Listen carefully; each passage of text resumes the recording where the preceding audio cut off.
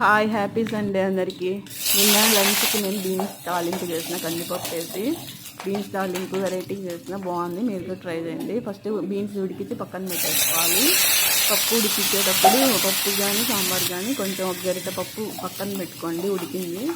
ఇప్పుడు తిరగమాత వేసేసి ఎర్రగడ్డ కరివేపాకు వేసి బీన్స్ ఉడికించింది వేసేసి పసుపు ఉప్పు కారం వేసి బాగా కలిపేసుకొని కొంచెం కొబ్బరి పొడి ఉడికించిన కందిపప్పు వేసేసి మిక్స్ చేసేస్తే బీన్స్ ఫ్రై రెడీ అవుతుంది. బాగుంటుంది, ట్రై చేయండి. చపాతీ రైస్కి రొట్టెకి జొన్న రొట్టెకి కూడా బాగుంది. మీరు కూడా ట్రై చేయండి. పాలకూర పప్పు బీన్స్ ఫ్రై నిన్న మా ఇంట్లో 2 రెసిపీస్. మీరు ట్రై చేసి నచ్చితే ఒక లైక్ సబ్స్క్రైబ్ చేసుకోండి.